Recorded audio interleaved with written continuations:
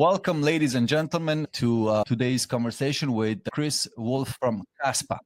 So a lot of you guys have asked us on our streams to give you kind of like some information about the Caspa project. And so what we did is we just called the Caspa people to an interview. So we have today with me Chris Wolf from Business Development. Welcome, Chris. Hey guys, thanks for the invite. Very flattering to be included on your show. Appreciate that. Thanks so much, for joining us. So, what we typically do is, so today I have with me Danny. He's usually presenting our streams, and so perhaps he has a question, but I have a bunch of those for you already prepped.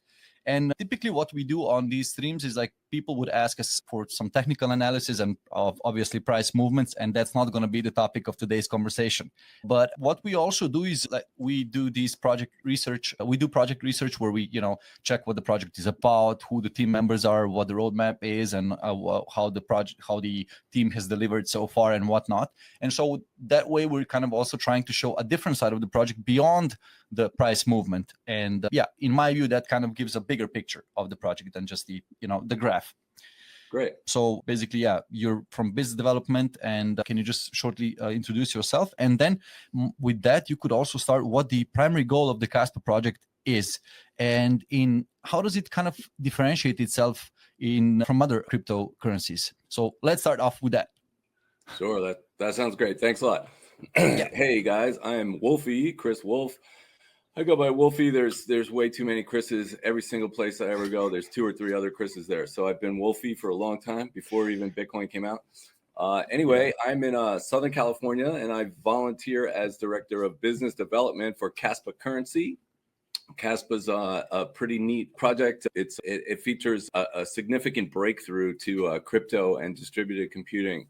And probably the best way to explain what that is to go back in time to the founder, excuse me, and explain how Caspa really came about. So there's a brilliant gentleman from the crypto space named Jonathan Sampolinski. He's been around for over 10 years. And so he was working on his PhD in Israel, and somebody gave him the idea of doing something to do with Bitcoin. Of course, that was back probably in around 2012. So he heard about Bitcoin. He looked into it, and he immediately wondered to himself, like, hey, if this is magic internet money, and how come everything else I do on the internet is instant, but if I want to send internet money to you guys, it takes 10 or 20 or 30 minutes. That's not instant. I want it to be like pow, just like everything else. Looking on Google, pow, it's right there. The money should be right there too. So he took a bash at speeding up blockchain, and the first protocol he created was called Ghost. And then Mr. Vitalik, when he was looking for some structure to put the framework for Ethereum together, the Ghost paper came out in 2013. Vitalik and his crew found the Ghost protocol from Jonathan, and they included it in Ethereum. That's how Ethereum, most people would probably know by now, like Bitcoin, the OG granddaddy digital gold, has a 10-minute block time. So it only has a package of transactions once every 10 minutes. And Ethereum was able to speed that up to 12 seconds, so significantly faster through the use of the Ghost protocol. But still waiting at the till at the grocery store for 12 seconds to confirm a transaction is still way too long, I suppose. It's long, yeah, that's right, exactly.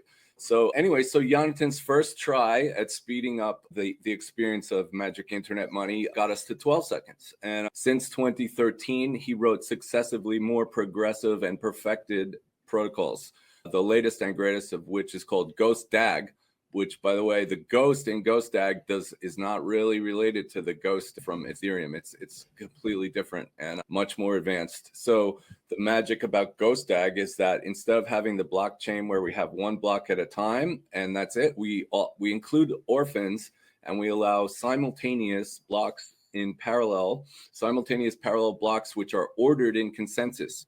So what that means is, if maybe you guys can cut in on the edit or somehow include a little link to our network visualizer so people understand what I'm talking about here. But yeah. So we'll have 5 blocks at the same time, then we'll have 2, then we'll have 1, then we'll have 6, then we'll have 3. So with this DAG structure is just different amounts, whatever amount come out at that little snip of time are included, but they're ordered in consensus. So what it really boils down to is like, so in blockchain, there's how the transactions, which transaction came before which one, because it's in a previous block or, the next block. So what we do is it's like we take a blockchain and we squeeze it down like an accordion until they're all bunched together. Mhm. But really, of course, we're not bending the laws of physics and compressing time or anything. It's just the math and the computer science behind it, and the breakthrough protocol of GoStag allows these simultaneous blocks, but they're still ordered. So one transaction is not gonna be at the same time if it's next to a block. If the exact same transaction is in two blocks that are in parallel, one block is still ordered before the other, so it's not a problem. So that's pretty neat. And we were able to, I didn't have anything to do with that part of it, but you're part of the team, I guess. So yeah, I just tell people how great it is and try to get us on every platform, every place where there's Bitcoin, Solana, Ethereum, I try to get Caspa right next to it. But anyway, Okay. they got the block time to 1 second blocks. So now if I send you guys Caspa coins, you get them in 1 second. Like if I send them to you, then you can send them to him in 10 seconds.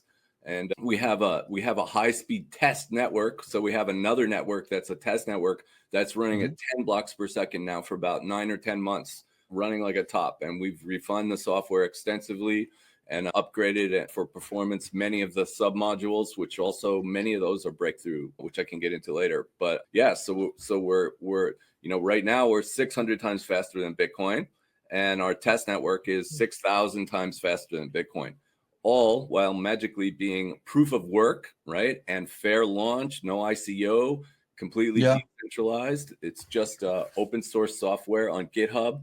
So, it's very cliche to say we're just like Bitcoin because everyone's been saying that for the last 15 years. But I mean, it's really very similar.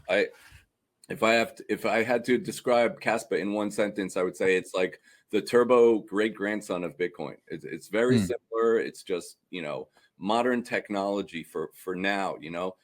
If you remember, think of what did your cell phone look like in 2009, or what did the dashboard, what did the screen in your car look like in 2009? That's the technology of Bitcoin is from then. And all they did was add seed words and like some other BEP32 address scheme thing. It doesn't really do anything new, hardly, besides that. Thanks much. Yeah. I love Thanks Bitcoin. much. Can I use this as a segue for a question? Yeah, sorry. Because I know, so I would that actually came up in one of the conversations when we discussed. All right, so let's say Caspa is faster than Bitcoin, and well, okay, so that's an advantage, obviously, and a use case for that. But then immediately we're getting feedback. Yeah, but like, what about Bitcoin Lightning Network? That's gonna be faster and all that. So we get some people say that, but I personally wanted to ask whether you guys also support smart contracts on Caspa. Is that a thing? Two great questions. So question number one, the Lightning Network. I am not a developer. However, I hang around with some people that are, so in the core chat, even though there's technically no core because Caspa is decentralized, we have a room called core chat. And, the PhD guys and, the ultra wizards that came up with our technology are in there. And I've seen discussions in that back room, multiple times about Lightning. So Lightning is an L2 and it's complex and it has flaws and it's not great. Basically, if whoever wants to use it can use it, but it's the real solution should be just the L1 should be able to just handle it. It's possible. Caspa makes it possible. So so you're saying there's not a patch on on L1. There's not an L2 patch on top of L1. Rather, you guys believe in just building it from the ground up. So doing it right from the start. Yeah. The I guess so. technology is available now, so you might as well just do it. Yeah. And then as for smart contracts, so that's a great question as well. So Caspa is UTXO based, so native smart contracts, somehow they are possible, but that's not the route we're going to go for. Let me preface by saying we have like an intermediary activity right now. So we have inscriptions similar to Bitcoin. So we have something called Casplex, which is an external protocol. It's not a Caspa core product, but it's a group of sharp young developers, and they created this is a product of Caspa Ecosystem Foundation. So this is an outside entity that was created by like OKX Ventures, Ice River, the ASIC mining manufacturer, And so their goal is to stimulate the growth of the ecosystem for Caspa. And their first project that they've commissioned is called Casplex. That allows the creation. So far, we have KRC20 tokens. So we have meme tokens and stable coins appearing on Caspa as inscription based, not smart contract based yet. So this is almost like, I think of it like an appetizer. So the main course of smart contracts is on the way. It's being developed, but that's going to be, most estimates right now are about a year out. So we do have some really revolutionary and breakthrough smart contract capability on the way. What that's gonna, the breakthrough part about that is MEV resistance will be built in. So many people may not be familiar with MEV, but that's, that could be also referred to as like front running. So if you're doing like a DeFi transaction and there's bots, I have to do my analogy here to explain it right. Sure. Go ahead, please. So when we were talking about, we were talking about Bitcoin and Ethereum and having the one block at a time and the relatively long block time. Think of like, if I send you guys Bitcoin right now, right? So the bus is coming every 10 minutes, right? But the transactions are waiting at the bus stop. So if I send one of you guys Bitcoin, that transaction's hanging out on the internet waiting. It's called the mem pool, the memory pool of transactions that have yet to be picked up and packaged into a block. Yeah. So they're waiting at the bus stop. Anybody with a little software and coding can look and see who's waiting, what address is it going to, I believe, and how much it is, and what's exactly this transaction trying to do before the bus comes and zaps it into a block, and then it's locked in. So until it's locked in, it can be manipulated or somebody else can do the idea. Particularly not so much Bitcoin, but this happens in like Ethereum. In DeFi. Yeah. So you're saying that someone might be able to see someone's intention and then just basically beat them to it. Beat them to it. So like if you're on like Uniswap or you have an arbitrage idea with Ethereum, so those Ethereum transactions, they're waiting there for 12 seconds before the next block grabs them. Decentralization brings in transparency. So when it's transparent, it brings in the ability for everyone else to see it. So Sure. what you guys, I believe you're trying to say, are protecting the people waiting for the bus at the station, and kind of like adding, it seems, kind of a layer of anonymity or inability for others to understand who's waiting at the bus station. Is that? It's both. Yeah. So first of all, the block times, by the time the smart contracts listen, Wolfie, I also like analogies, that's why. Sure. No, you're right there.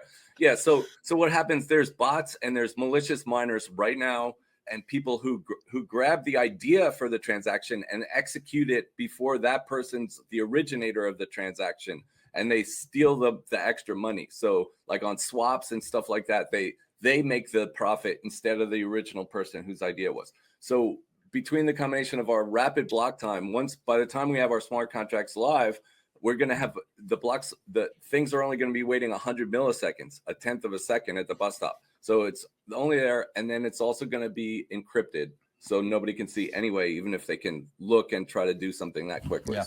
So that's pretty magic. So the holy grail, as it's been described, would be a DEX on Caspa at 10 blocks per second with the MEV resistant smart contracts in there.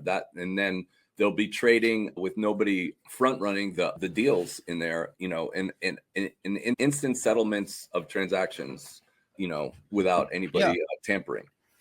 You know what? Actually, what you're saying is an issue that I've encountered in the past.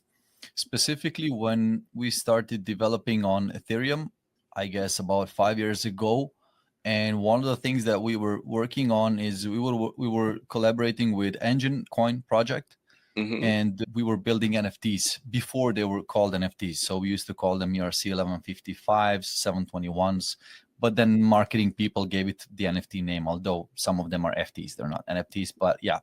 Beside the point. And so the thing is that at the time we were building on Ethereum, and we built a solution and came to the point of launching it. And then the transaction cost was enormous. It was, I don't know, $5, $10, $20, $30 per transaction, which totally killed the project. And then we had to change things up a little bit. And then a lot of people started switching from Ethereum to Polygon, for kind of like same need that we had.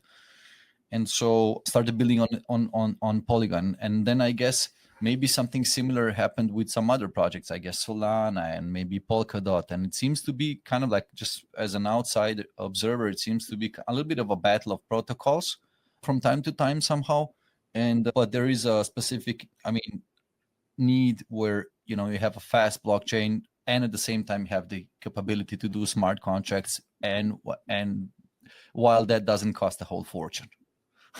At least from my perspective as a developer, so I guess some of you guys are gonna win, whether Casper or maybe someone else, I'm not sure. So but I think that's kind of probably, are those, am I talking nonsense, or you think you kind of see some parallels with what you guys are doing, or see the challenges there as well?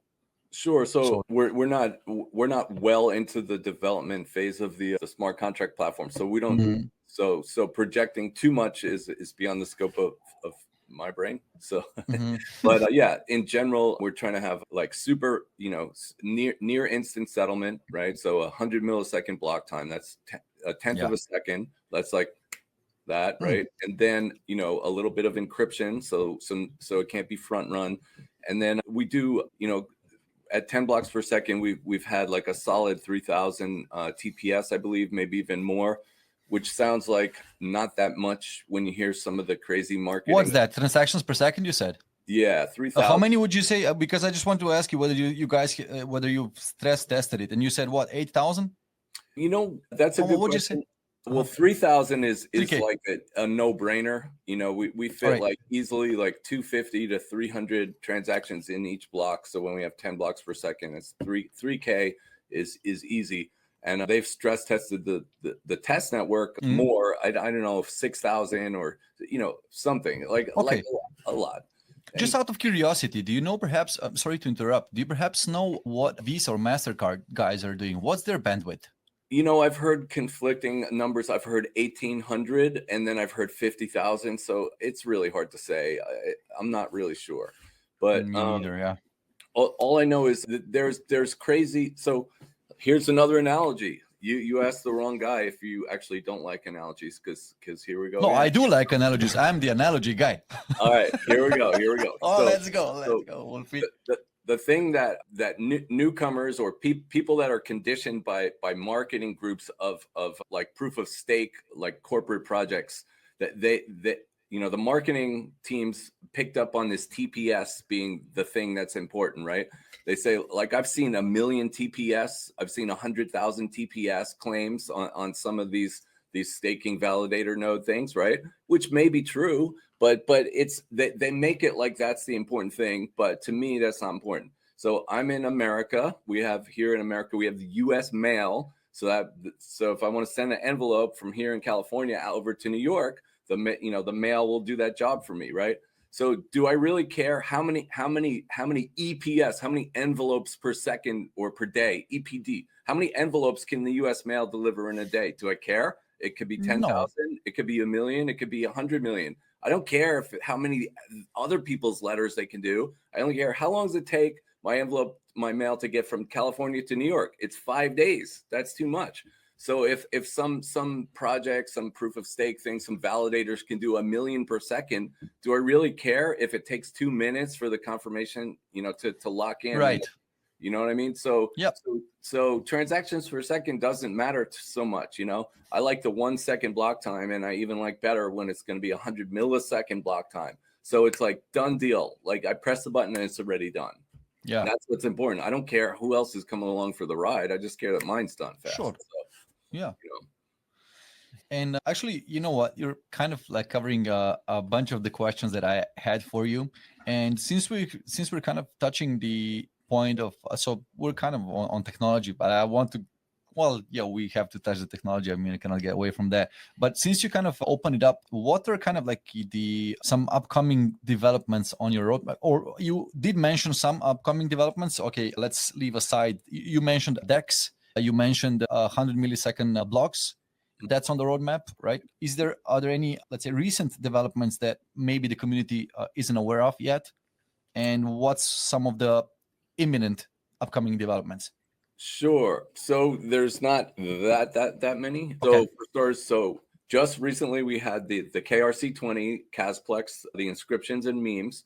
You had mentioned 721s earlier, so that Casplex protocol will be coming out with some type of NFT product or offer, capability, and that NFTs should be coming out through Casplex. I don't know if it's probably several weeks to a month or two, so that's neat. Then we will have a fork to the faster block speed, 100 millisecond or 10 blocks per second. So that's probably 3 to 6 months out. And then smart contracts, that's called Sparkle. And that's almost called they've referred to that as like an L1.5. So it's going to be like off-chain processing, but it's still going to be sequenced on Caspa and paid for via Caspa, from my understanding. So that's probably about a year out.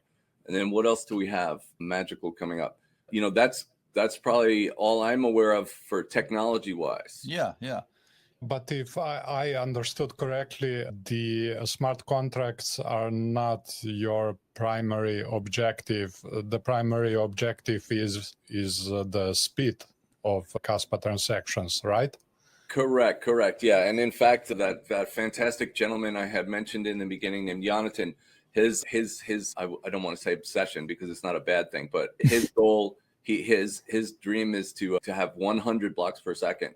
So how close we can get to that, I'm not even sure, but if anyone would know, it would be him, and that's what he's going for. So there's no promise that it's possible, but he's going for more than 10 blocks per second. So he wants to cram as many transactions and blocks per second as possible. So it doesn't end at 10 blocks per second. That's like a midway stopping point, or that's the first shifting gears. You start off 1 block per second, 10 blocks per second. There is a next shift coming. It's right. Yeah, because there are still some cryptocurrencies that can be at the moment faster than Caspa, like XRP, XLM, and so on. So can they even be compared? Or from my understanding, the only one that's like a top 50 or top 20 or whatever, a household name crypto, that the only faster one that I know of is Solana right now. I think Solana has That's what I actually wanted to mention, not just because of that fact, but also because of the fact they already have a DEX as well. So it seems that they're a little bit ahead. Correct. So that's what short-term benefits of starting a company to make a crypto project is you have a lot of money to pay for stuff right away. So anyway, yeah, Stellar and XRP, I think actually are like 2, 3, 4 second block time. So I think Caspa is already faster than them. I'm not certain, but I do know the last time I checked, I think Solana has a 400 millisecond block time. So they have like 2.5 blocks per second. So when Caspa forks to 10 blocks per second, will be 4 times faster than Solana of block time. All right, cool. So I have 2 questions that stem from this. So who is going to build this? You and which army? you know the saying, Sure. like me and the army behind me. So, but what is the army? So you did mention Jonathan, but for the viewers, could you perhaps mention maybe about the team and the team background? You did mention already some PhDs and whatnot. Can you talk a little bit about the team behind the project? And if you're already opening that topic, let's also touch the reputable investors and or accelerators, because you obviously need financing to finance the team. So I guess that goes hand in hand. Sure. So this is good because I can wrap this all into like a timeline explanation and answer. Okay. The second answer comes first, actually, in the timeline. So Jonathan, like I mentioned, he wrote Ghost, and then there was Spectre, and they always had these spirit, like a kind of wraith. There's no wraith, but there was Ghost and Spectre and a few others. So by the time he got to the idea of really making it perfect as possible, which was Ghost DAG, he was able to secure funding from Polychain in 2017 or 2018. So several years ago, he started a company called DAG Labs, DAGLABS, DAG Labs, and Polychain invested about $8 million, I think, into DAG Labs in 2018, way before Caspa was ever launched. So they set up shop, and basically Polychain invested to have these ultra gifted individuals think and write the paper. So they did their research and wrote the paper on the protocol. Then they took several extra years to bring the concept into life in software form, and started a test net for the 1 block per second. And then by the time they launched the mainnet, the company was pretty much done with and dissolved. So the Caspa project itself is not, it's not a project. It's not a product of DAG Labs. DAG Labs is dissolved, and it has no stake in Caspa at all. There's no such thing as DAG Labs anymore. But to have these, Yeah. So who is building it? Is it like a DAO or what? Sure. So we have, so there's no legal entity anywhere to represent Caspa. So there's no official titles. Like I'm self-appointed director of business development. Similarly, we have a lead developer that, just out of respect, we call him the lead developer, but it's not handed. It's not a signed title from a corporation or anything. His name is Michael Sutton, and then his right-hand man is named Ori Newman, and these are two really sharp guys. They happen to also be in Israel. Then we have other guys in Germany. We have Rob in Germany. He's one of my integration guys. We have Coder of Stuff. He's wallet and address generation support. So whenever an exchange or a mining pool or a hardware or software wallet wants to integrate Caspa, I have to bring developers in to explain the breakthrough technology. Then we also have another guy who a lot of our community knows on Twitter. His name is Shai. So Shai is a PhD quantum cryptographer. Shai is a fantastic guy, and he writes a lot of the paper. You know, he writes technical explanations of how the technology works. And we have Aspect in Russia that writes a lot of the wallets and the Rust stuff. So we now have developers all around the world, and we crowdfunded two different. So we're paid for by crowd funds from a long time ago. Oh, I thought you were kind of paid by the foundation of some sort. Typically, you know. So There's no foundation. Okay. So there is. I had mentioned the Caspa Ecosystem Foundation, but that's an outside entity that was created by OKX Ventures and Ice River and a few other CoinPal and stuff. Okay. However, a long time ago, when we saw the 1 block per second, our original software language that the main network came out on was Golang. Go it's a programming language. And so that was good for starters, you know, to get us to 1 block per second. But then as we saw the need and the goal of increasing the throughput and streamlining, once we saw that the 1 block per second was solid, Michael Sutton realized that Rust was a great programming language to continue in. So we crowdfunded 100 million coins about 2 years ago and put them in a multi-sig wallet. And we have community treasurers that are in charge of that. I know because I am one. And then they rewrote the entire thing in Rust. And that's pretty much, we're like 95 or 98% now running on the new version, the Rust version. There's many performance upgrades. So a neat breakthrough that happens in Rust, it's under the realm of, it's considered high performance computing. And one of the neat things you had mentioned in the very beginning, here we go with analogy land, but let's go. The checkout at the store, right? How it takes too long. So what happens in blockchains and in every crypto project, there may be some validator nodes that can do parallel blocks, but I don't think so, because I don't think they have parallel blocks. They're still blockchains. So Caspa has these simultaneous parallel blocks. In the Go version, even though we had blocks in parallel, in the consensus module of the node software, it was still like a supermarket with only one register open. So even though the blocks happen at the same time, they had to wait in a line to check out from one cashier, registry, I guess, right, to be validated. In Rust, we have simultaneous different blocks can be validated inside one CPU, with a multi-core CPU can be validated at the same time. So like block A can go through one core of the CPU, block B can go through another one, and so simultaneous blocks validated in consensus inside the same computer. So it doesn't have to be your computer can do one and mine can do a different block at the same time. I can have like a Ryzen 16-core CPU running the Caspa Rust software that's doing multiple blocks. So that's pretty neat. That's world first. You know what? So the thing is that what kind of interests me is, and actually the governance in a project like this. So, you know, typically when you have a business or a startup, someone is leading that startup and, you know, is responsible for making decisions. In this case, where you have kind of like a decentralized team, there needs to be a way to align incentives, I suppose, but then also to define the roadmap and the projects, but also to confirm those. So I guess it's perhaps how are you solving that challenge with the governance, or how, do you do it like with some incentives, or do you know what I mean? So who makes Sure. the final decision? Like, because at the end of the day, the code has to go to GitHub at some point, or someone has to put the code into the code repository and needs to launch it, I suppose. And there's a team that's responsible. It doesn't matter, I guess, how they came together, but something has to hold them together if I guess for the sake of the longevity of the project somehow. Does it make Sure. sense? Yeah. So How do you handle that? Yeah. okay, so at a simpler level, or things like we have voting on Discord Oh, okay. for certain things, certain categories of things, right? So like, especially more in the older days when we had to pay for things, we had to pay for an exchange listing in the old days, or pay for some service or some idea, pay for a Yeah. website in the beginning. So we would vote. We would say, hey, who wants to do a crowdfund for a new website? And you know what I mean? And then we'll just check the votes. And if it's a yes, then we go for it.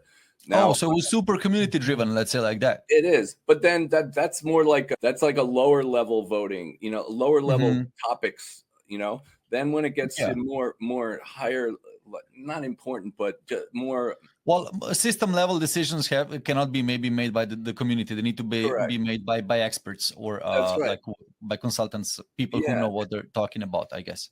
Yeah, and what I would tell you about that, back to analogy world, is like, say for example, with kids, right? I have one daughter myself, right? And so my Yeah. wife is great. Like, my wife puts so much attention and perfection into raising our kid. I couldn't pay someone in the whole world to put as much care into it as her, right? And similarly with Caspa, like Michael Sutton and Ori and Aspect, the Caspa is their baby. So you couldn't pay somebody, from Solana or from anywhere. You couldn't pay someone from Microsoft. You couldn't pay anybody enough money to put the attention to detail and the care and consideration into it that these guys put. They love it. It's their deal.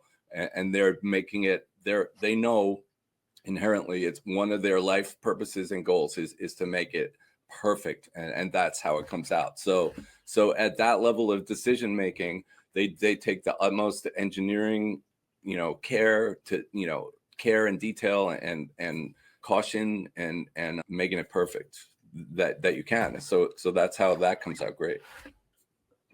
All right. So okay, you mentioned the community, which is also one of the things I want to touch. I guess you guys have a big community, I suppose. I'm not sure if we were checking this.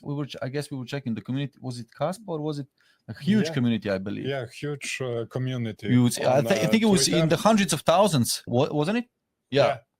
And so Sure. you must be doing something right, I guess. Otherwise, how do you collect so many people? Because in this, the thing that I mentioned, which is maybe a point of contention between us, is like where I say it's a little bit of a battle of protocols, because you don't know who's going to win. But in this battle of protocols, distribution plays a big role. So, and I see kind of community, I see it as a potential distribution mechanism, especially if they could also consume the utility of your product. I mean, Sure. that the distributed team is working on. So how do you look at so okay, you've managed to build up such a strong community. Maybe you can tell us how you managed to do that, because we would like to learn as well. Sure. On one hand, and maybe to this question to add, is there something that the community perhaps doesn't know, or maybe it's really spoken about in your Discord but not elsewhere? I guess what I have in mind is something that might surprise the fans or people who follow your project, maybe potential partnerships or integrations that you have, or something like that. So community, and is there something to look forward to if you're a community member like that? Yeah. So we do have an extensive community. I think we have like 220K followers on Twitter, over 340 or 350K on CoinMarketCap. Our main Telegram has like 42,000 people in there. So we built that up organically. And as I was describing before, like the passion and the love of the project, and the idea that it is something special and it's a new thing, that's like a trickle down theory, like I'm not a tech guy, but it attracted me in the first weeks of the network. And I could tell pretty quickly that something special was going on. And, crypto natives that were, always looking for a special project found Caspa, and they believe, because it's true, that it's something special. And they can tell from the passion and how humble the developers are and great people. And they can tell there's something special going on, Mm-hmm. Now I having a giant community historically wasn't always great. Well, for Bitcoin, it was great because, 10 years ago, it was super new breakthrough technology, and people came along and they loved the idea behind it and the philosophy and everything. And it's still something special, Bitcoin. So in that case, the people were not misled. But there are some historic from previous previous bull runs, some historic communities that like were kind of unreasonably led, like a $589 XRP, right? So we know Yeah. is that ever happening? It's we don't know what would have to happen for there to be 500 Yeah, maybe there would have to be much more money in existence on this planet. But there's people who thought that was really going to happen, and there may be still people that do, so that's unreasonable. That's not founded in reality, But I still see posts on Facebook about that. XRP is going to 500. XRP to have okay, okay, and so on. Yeah, so with Caspa, there's no misleading or there's nothing fake going on. We have real breakthrough technology. Nobody has a crystal ball. Nobody, we don't speak about the price ourselves, but there's a lot of people online that do. And, everything that we've had to do so far that we said we were going to complete has been completed. And looking forward, there's no reason to think that will not continue. And so building the community like that organically without marketing, we never paid for marketing ever. So everything that happens, everybody who talks about it, just like you guys are doing it because it's interesting and they want to learn or they want to hear about it, or their community wants to learn about it. It's obvious when you watch some of the giant YouTube crypto channels, it's obvious that some of the corporate coins are paying to appear on the shows a couple times a week, so people don't forget about them. And Caspa never pays for that. So anything you see, anybody talking about it is talking about it because they want to, for one reason or another. And I guess this ties into how you guys, you said that you did like a fair launch where there was no ICO. I guess that means that at some point you released the tokens. You had like a Genesis event of some sort and you minted the tokens. I guess it was something like that. No, it was even more archaic. We did when I said we did it like Bitcoin, I mean we did it like Bitcoin. We announced the launch of the mainnet date.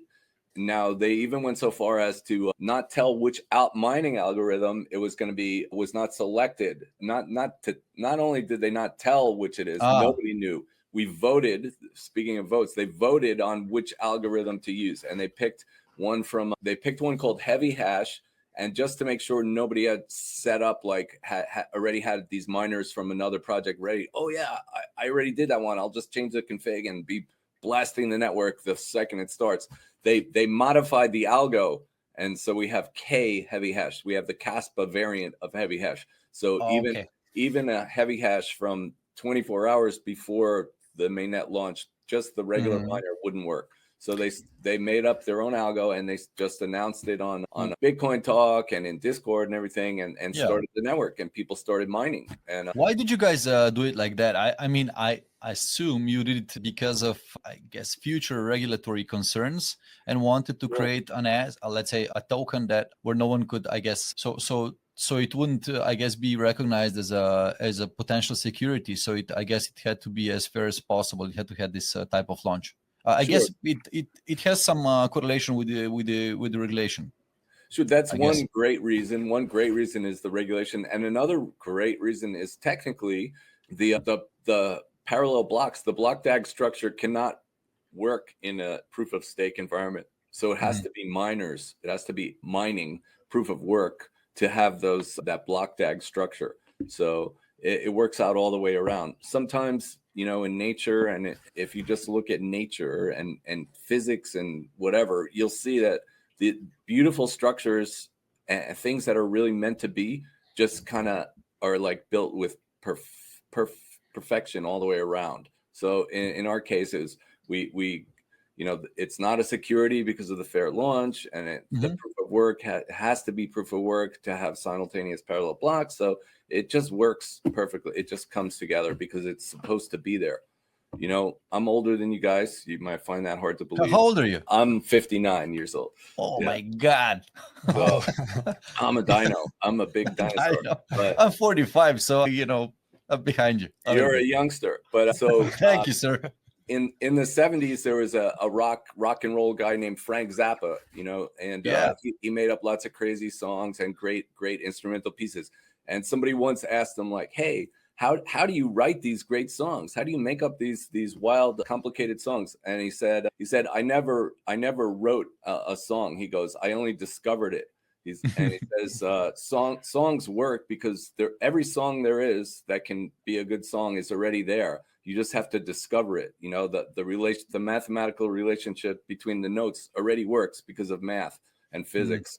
And similarly, I would say that sort of like the block DAG, the Ghost DAG protocol, and the magic of Caspa was already there in physics and computer science and math, waiting to be discovered by Jonathan and Michael Sutton and Ori and Shai.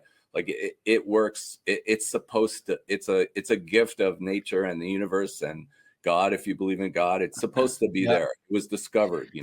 Well, in this 59 years, you've managed to master the skill of storytelling. I will tell you that. It took a while. Thank you. That's a nice compliment. Yeah. So maybe, actually, I think I'm kind of moving more or less to the end of the things that I wanted to ask. Maybe perhaps it might be, I think, if you think that we should have asked you something but we didn't. And at the same time, you see how I'm making these, how I'm asking you 2 questions at a time. Sure. One question, but some questions. Yeah, that's so good. Yeah, I mean, I'm just pulling this out of a piece of paper. Anyway, so is there anything that you kind of think we missed but is kind of important? And at the same, I had an I kind of like, are there maybe perhaps some use cases, or is there a pilot of some sort that you guys are working on, or kind of like a something that you think that is not widely known but should be perhaps uncovered, or like that? Yeah. Do you forget something? And is there something super important or a pilot that you feel talking about at this moment? Okay. Well, so I had previously mentioned the Caspa Ecosystem Foundation, and those guys, and I guess fortuitously maybe is the right word, I'm not sure. They came up with, they commissioned the creation of the Casplex protocol. So we have the memes right now, thanks to them.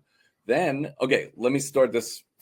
So I had mentioned in the beginning, in the first 2 years, Caspa was community funded. So anytime there needed to be something that was paid for, it came out of like individual community pockets.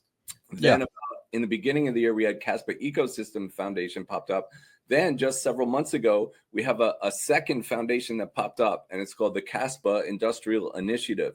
So this is a big group of energy guys, like energy producing electricity via solar and wind power over in like the MENA, the Middle East, North Africa region, and Europe. So we attended a conference about a month ago in Dublin, Ireland with these guys. And right now they're in, I think, Vienna, Austria, speaking with the Desert Initiative. There's a Desert Industrial, DII, Desert Initiative. You can Google it.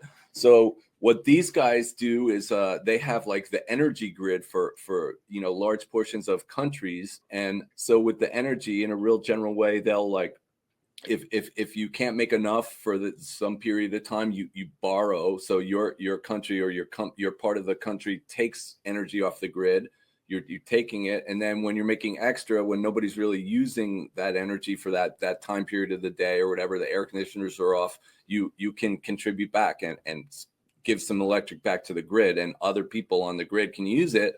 So right now, or how it's traditionally been, they have to pay with money. They have to settle. So like, if I have a country and I take $500,000 worth of electric from you overnight, then I have to pay for that at some point with money. And so since it's different currencies and international banking, it's very expensive. It's very complicated. There's a lot of fees, and it's a lot of accounting headache land stuff. So now what they came up with, they were waiting for an open source decentralized crypto that was fast enough to do this energy trading settling for a long time, since 2016. Everything, they looked at XRP, but it was too centralized. They needed to be censorship resistant, so they can't have like anybody saying like, oh, this address is a bad guy country, so freeze that address and give us all the money. They don't want that. They want it to be like loose in the jungle, like the only rule is it's mining and that's it. So they're making something called Gigawatt token.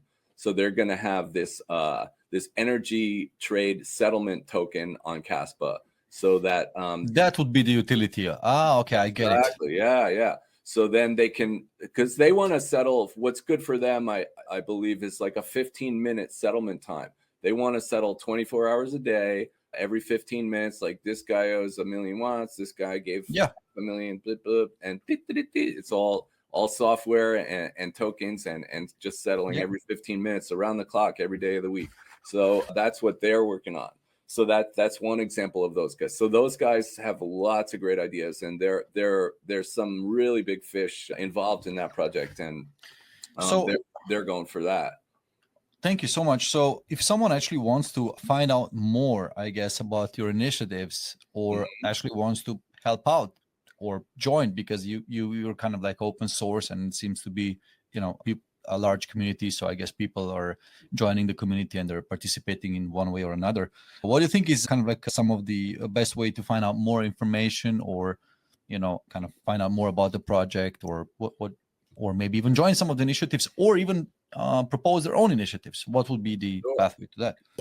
Okay, so for starters, I'm giving something back. So like, if we're already doing this, maybe some people are interested, so they would want to find out more, and let's give them a pathway to do that. All right, sure. So for regular crypto fans, probably Telegram is our best one. We have a Kaspa main channel. If it doesn't have like 42,000 plus people in there, then you're probably in the wrong one. You have to be careful. There's scam ones that talk about airdrops, and there's never airdrops from Kaspa. So for people that want to just get a little started and chat and ask a few questions, Telegram's great. Okay. Any developers that go, hey, this sounds cool, I want to work on I know Rust, or I want to learn Rust, I want to help contribute. And by the way, we do the crowdfund for the Rust and for the Dagnite. That's a new protocol I left out, which I'll go into super quick in a minute. But we have 2 crowdfunds, and those 2 are distributed based on meaningful lines of code contributed. So we have more developers outside the original group that started the network that are working on Kaspa every day, and they are receiving pay from the crowdfund, software funds. So that's cool. How do they join such projects? Do they find more info on Telegram or Discord, or? So for devs, if you're a dev and you're interested in it, Discord's really the developer land. So there's developer channels and for particular topics in Discord. So anybody who's a hardcore developer should go to Discord. Really, that's where Telegram's for just regular good old crypto people. And then if you're interested on the foundations themselves, you can go to Google and easily look for Kaspa Ecosystem Foundation. And the other one is called Kaspa Industrial Initiative, KII. So KII Kaspa, or you can go Kaspa Ecosystem Foundation. That will lead you to those 2 entities. Now, what did I just? You wanted to mention the other thing about DAG white, DAG black, DAG something you said. So Mr. Sutton, who is the creator of Dagnite, he was advised by Jonathan on this. This is another breakthrough technology, which is realized on paper. It's proven mathematically, and it was said to be an impossibility. I'm going to really generalize here. I don't understand it like those guys understand it, but in a nutshell, right now, every at least proof of work crypto has this delay that's built in to allow for just in case latency on the internet. So Bitcoin has a really long one because it was the first one from back in 2009 when the internet was much slower, less fiber involved and everything, and not a lot of throughput. now even Caspa running right now has, I think, like an 18-second delay in there built in. It's a just in case, like it's basically like if my Caspa node, my little computer running the Caspa software has to make sure that the furthest away node in the world with the worst internet has to also know about this block before I consider it like finalized or whatever, right? So that's built in. Everybody has that, and it was said to be an impossibility to remove that constraint, that wait time from distributed computing. But Michael Sutton, the lead developer, thought to himself like 3.5 years ago, like maybe it's not impossible. And he spent about 2.5 years trying to figure out how to remove that. And then instead of having this wait no matter what thing, let's not wait at all. And let's kind of like let's ping and sense and look for trouble with the internet and the latency. Then if we sense that, hey, it's taking a long time to talk to this guy or whatever, then we'll add in a little waiting time. And then if it gets worse, we'll put a little more in. And then when it goes away, then we'll pull it back to zero, and that's what DagNight is. And that's a breakthrough tech. And how do you spell that? Night as in medieval night or night? Yeah, as the in old days. Dark. Yeah, right. It's DAGKNIGHT. Okay, cool. Yeah, DagNight. So that's also been paid for already, and it has begun to be worked on and be in development well into the next of the first 2 quarters of 2025. So that's a breakthrough as well. So that's the one I asked before the question, like what the community can kind of look forward to. This would be definitely, I suppose. Yeah. I left that out. Yeah, my coffee, it's early. The sun's coming up right now, so I have an excuse. Well, the sun's coming down right now here. Yeah, there you go. Mm-hmm. Okay, I'm done. I think I asked you everything I wanted to ask and found out basically a lot of stuff. So do you maybe have any questions, Danny? No, you not good? anymore. Yeah. I mean, I'm covering all the bases here, I suppose. Yeah. Yeah, Okay. guys. Thanks so much, Chris. I mean, Wolfie. So it was awesome, and I guess if there's some questions, we're gonna ask you to, or we're gonna invite you again if Sure. that's fine with you. And for the people watching us, if you have a comment, please post the comment below this video. Subscribe to our channel, and what else do you typically say? Give us a like. Oh yeah, absolutely. Give us a like. Thumbs up. If you don't like us, then at least give a thumb up for Wolfie. That's fine. And yeah, guys, thanks so much. And until the next time.